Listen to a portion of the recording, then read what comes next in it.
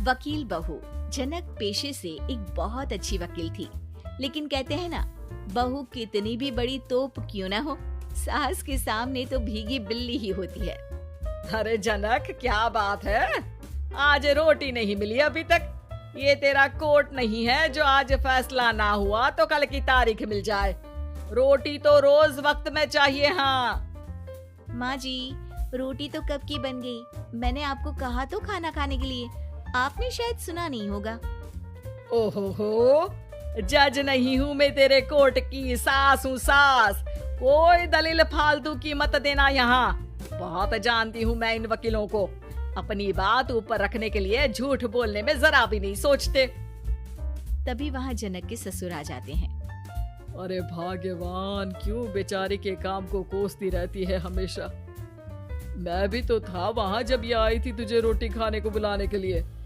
सास को तो अब गुस्सा आ जाता है कि कैसे किसी ने बहू की साइड ले ली। अरे वाह जी वाह, वो तो मैं जानती थी कि कोई ना कोई गवाह तो ये पेश कर ही देगी, पर मैं तो अब सीधा खाना खाकर सोने जाऊंगी।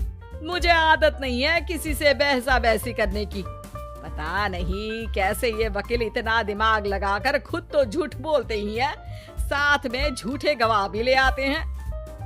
जनक को सास के ताने सुनने की अब आदत सी पड़ जाती। एक दिन जनक वकील की ड्रेस पर काला कोट पहनकर कोर्ट के लिए निकल ही रही होती है कि अरे कहाँ चली काला कौवा बनकर। टोक दिया ना, अब कोर्ट तो वकील वाली ड्रेस पहनकर ही जाऊंगी ना। वाह भाई वाह, दामिनी तो मैंने भी देखी है। सन्नी पाजी ने ऐसा ही कोट पहना था और कहा था कि तारीख पर तारीख, तारीख पर तारीख। मतलब कि कोई बात करनी है तो बोलिए, वरना वक्त नहीं है मेरे पास खराब करने के लिए। अरे पता नहीं तुझ में क्या देखा मेरे बेटे ने, सारा दिन वकीलों वाली बहस करती है भोली भाली सास के साथ। अच्छा सुन, जो इतनी बहस मेरे आगे करती है ना, जरा अपने बॉस से कर ले, जो 1 साल भी ना हुए तेरी शादी को और काले कपड़े पहना दिए। अंदर जा और लाल कोट पहन कर आ, पता तो चले कि नई नवेली शादी हुई है। अरे माँ जी, कोर्ट में मेरा बॉस क्या करेगा, ये तो पूरे देश की ड्रेस है वकीलों के लिए। लेकिन सास तो ठहरी सास। अच्छा, तो कोई जरूरत नहीं है 2-4 साल कोर्ट जाने की। शादी थोड़ी पुरानी हो जाए तब इजाजत दे दूंगी मैं तुझे काले कपड़े पहनने की। अब क्या था, मन मारकर जनक को लाल रंग का कोट पहनकर कोर्ट जाना पड़ता है। उसके जाने के बाद आहा, बढ़िया आई पूरे देश की ड्रेस की बात करने वाली। अरे पहना दिया ना लाल कोट। अब सास आए दिन या तो जनक को उसके काम का ताना देती या फिर उसका काम छुड़वा देने की धमकी। तंग आकर एक दिन जनक पति से कहती है, मैं सोच रही हूँ कि कोर्ट जाना बंद ही कर दूं। अरे क्यों यार, इतना अच्छा करियर है, क्यों छोड़ने की सोच रही हो? अरे लाल रंग का कोट पहनकर जाना पड़ता है। हर बात पर सास ताना देती है कि वकील तेज होते हैं, सवाल जवाब करते हैं, झूठी दलीलें देते हैं। अरे तो ठीक है ना, वो जो कहती है अपनी समझ से कहती है, लेकिन तुमको तो पता है ना कि सच्चाई क्या है। जनक को पति की बात से हौसला मिलता है कि तभी घर पर कुछ लोग आ जाते हैं।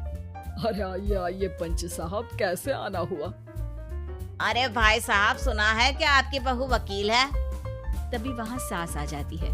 हाँ है तो, लेकिन क्या हुआ, फिर कहीं बहस कराई क्या? अरे हम तो खुद दुखी है उसके व्यवहार से। अरे भाभी जी, आपको तो पूरा मोहल्ला जानता है कि आप कितना बोलती है। फिर हम यहाँ बहू रानी की कोई शिकायत नहीं, बल्कि अपनी परेशानी लेकर आए हैं। ससुर जी खुश हो जाते हैं। हाँ, मैं भी बहू को बुलाता हूँ। जनक वहाँ आती है, सबको नमस्ते करके बैठ जाती है।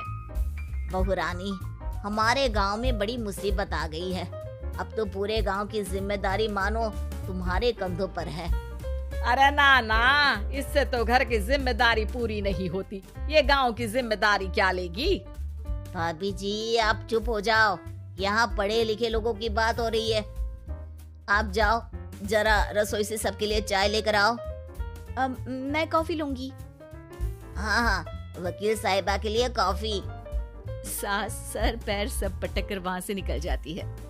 बहू, गांव में पानी नहीं आ रहा है, पड़ोसी राज्य ने हमारा पानी रोक रखा है। इसका मामला तो बड़े कोर्ट में चलेगा पंच जी, लेकिन ऐसा क्यों? वो राज्य हम लोगों से पानी के पैसे मांग रहा है। अब आधे गांव में पानी की सप्लाई खत्म हो गई है बहुरानी। अच्छा पंच साहब, बात गांव की है तो मैं जरूर केस लड़ूंगी। यहाँ एक बार फिर सास की एंट्री हो जाती है। अरे वाह जी वाह, ये काम करवा लो, आप हमारी बहू से बहुत अच्छा करती है। मैं हूँ सीधी सादी सास। इस लड़की ने कैसे लड़ लड़ कर मुझे साइड कर रखा है, ये तो अब आपको पता चल ही जाएगा। अरे भाभी जी, आपकी आवाज तो पूरे गांव को सुनाई पड़ती है जब आप बहू रानी को सुंदर वचन सुना रही होती हैं। अरे वकील बहू मिली है, फक्र करो फक्र। हाँ जी हाँ, सारी फकर तो हम लोग ही करें। खैर, अब जो केस लड़ेगी और पानी गांव में आ जाता है तो पंच साहब लिख कर देना होगा कि हैंड पाइप में सबसे पहले मेरी बाल्टी और घड़ा भरेगा। अरे फिर तो हम बहू रानी के नाम पर घर पर ही सप्लाई दे देंगे, लेकिन ये इतना आसान नहीं है। बहू, गांव के पास अभी वकील करने की भी पैसे नहीं है तो। अरे पंच साहब, ये मेरे गांव का मामला है, मैं आपसे एक भी पैसा नहीं लूंगी। सास को बहू की बात पर गुस्सा आ जाता है, लेकिन सबके जाने के बाद झनक मन लगाकर गांव की परेशानियों को दूर करने में लग जाती है। और वो दिन भी आता है कि झनक केस जीत जाती है। अरे आज तो प्लम्बर आकर घर तक पाइप लगा गया है। खुश हो जाओ, मेरे कारण तुम लोगों को घर के अंदर ही पानी मिल जाएगा।